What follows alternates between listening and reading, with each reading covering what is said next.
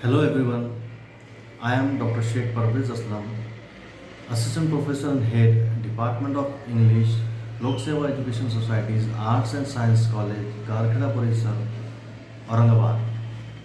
Today we are going to have a critical review of Edmund Spenser's sonnet, One Day I Wrote Her Name upon the Strand. First of all, I would like to give a brief information about the poet. Edmund Spenser was born 1552 and died in 1599. He was an English poet best known for The Fairy Queen, an epic poem and fantastical allegory.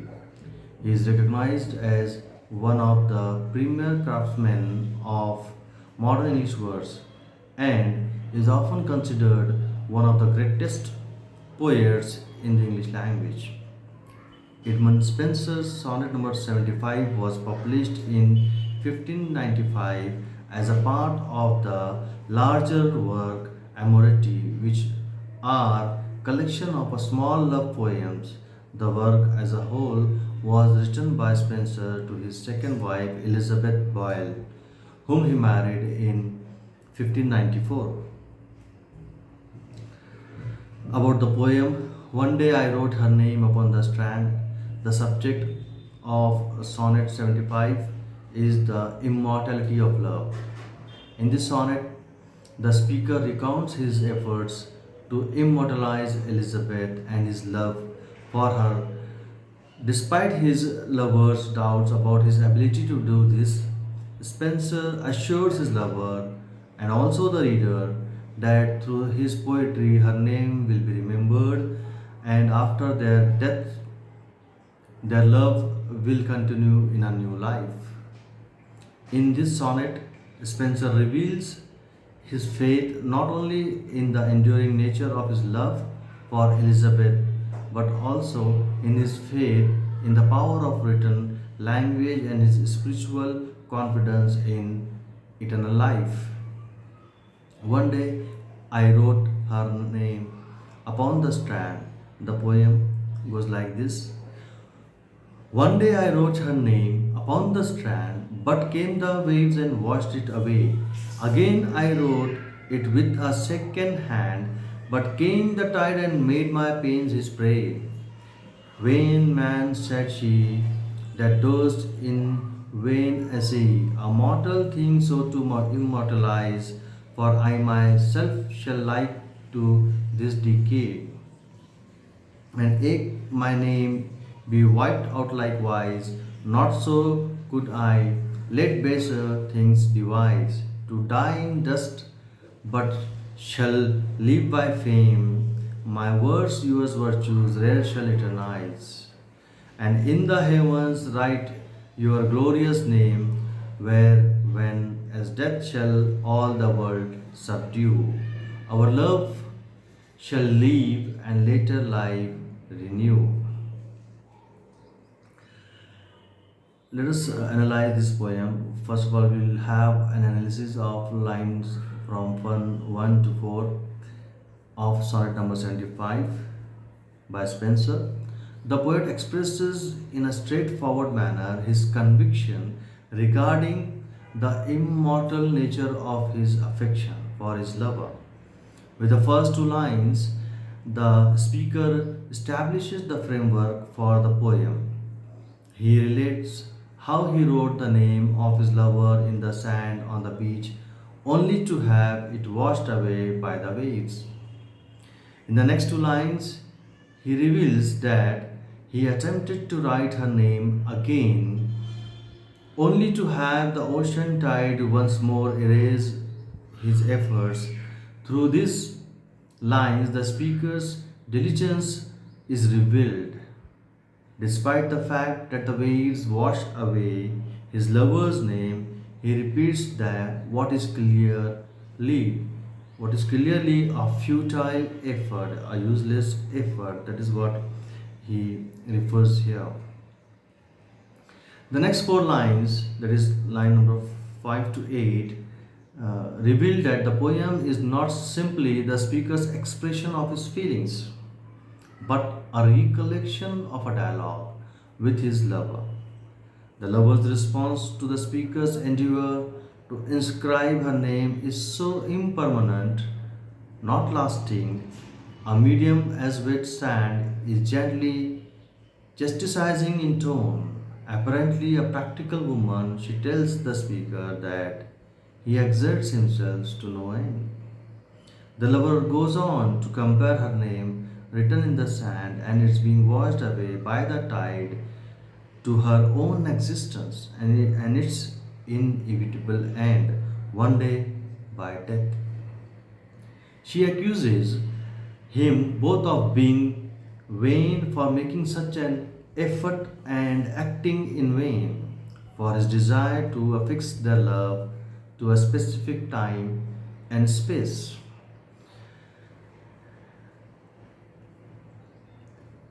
And place is ultimately and obviously a futile one. The next stanza, that is from line number 9 to 12. In line number 9 to 12, the speaker responds to his lover's protest. Here is idealism and fullness of his love is revealed. He tells her that only lover less worthy creatures will die, and he reduces to dust. She rather will certainly live on through the fame he will create for her with his poetic verses.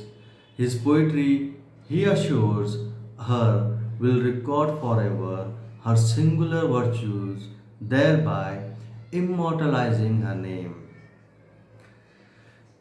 In the last two lines of the poem, Spencer explains that only with his lover live on forever through his poetry, but also that the love will remain and be renewed in the next life. The last line of the poem by Spencer, that is the sonnet number 75, suggests here that the speaker is believing in some form of life after death. Here it shows or it refers to a kind of a life that exists after death. The life after death has been suggested by Spencer.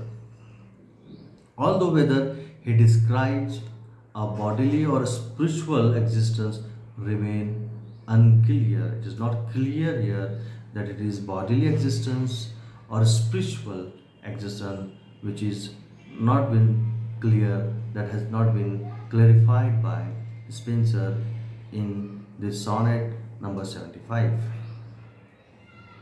In a sense, the speaker's intention to immortalize his lover through his poetry validates his lover's accusation that he is in vain.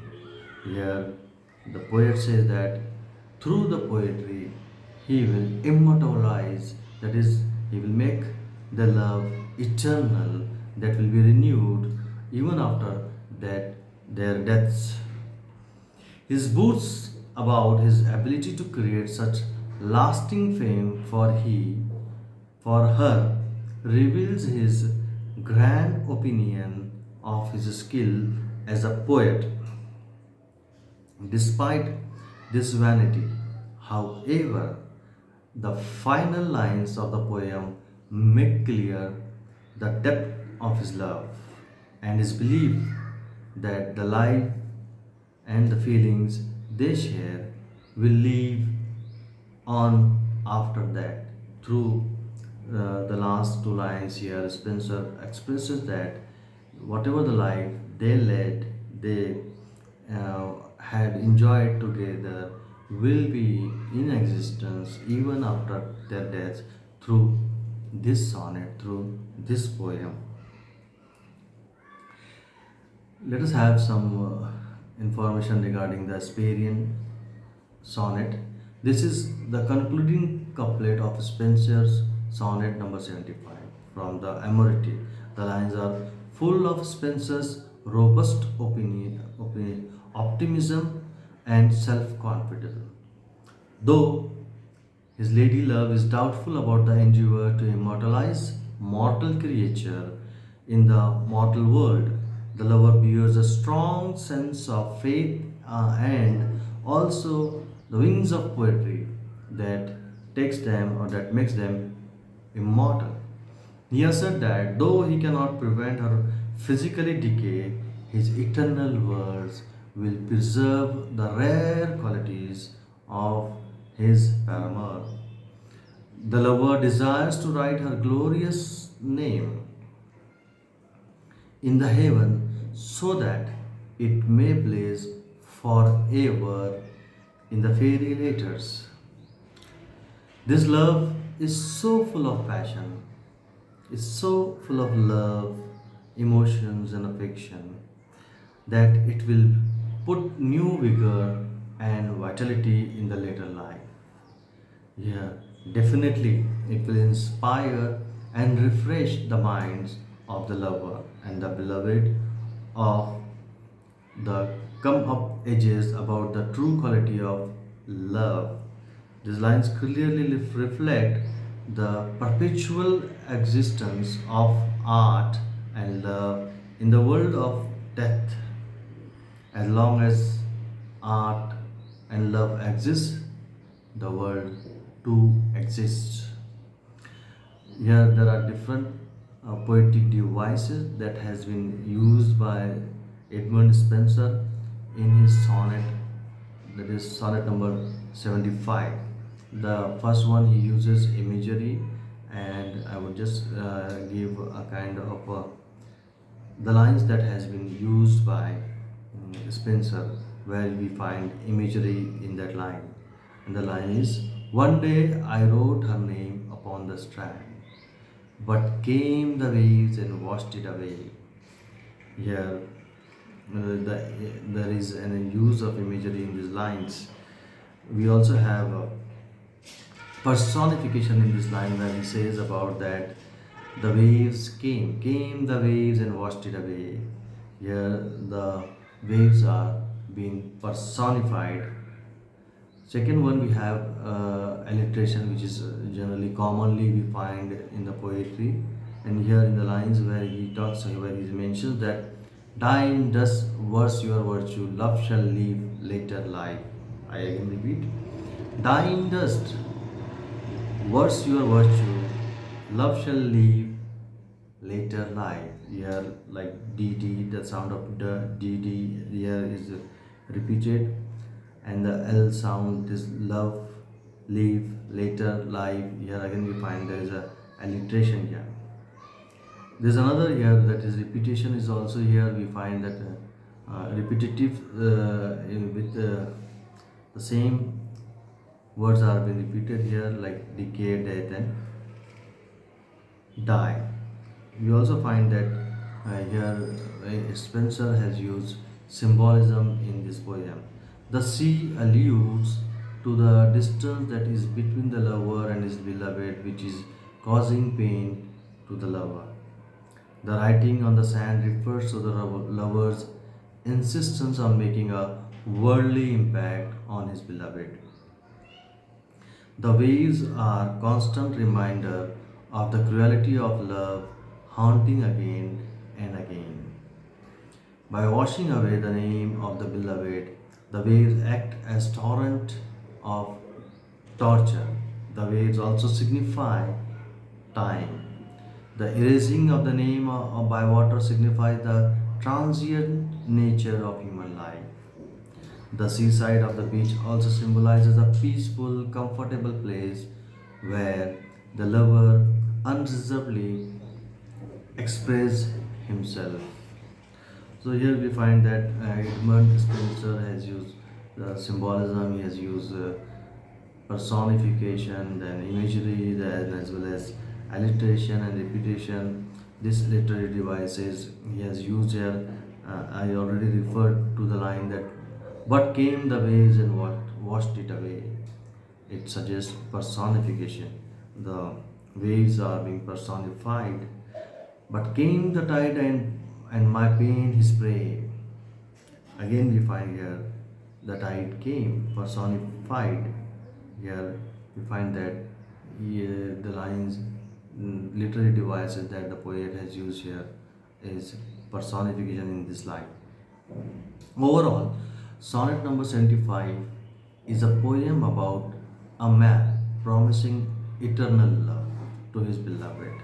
Here, it suggests it refers to the love that the man is promising, which is an intention to show that his love is eternal, which will be everlasting, which will never end. So, that kind of a love is suggested in this poem by Spencer. He eschews his lovers' realistic worries about the loss of love due to death with enchanting words. His elaborate and detailed use of language creates a rhythm and deepens the meaning as it goes along with the tone of the words. Thus, as the poet had anticipated, as long people read and recite this poem, it will eternally as a beautiful sonnet. Thank you very much.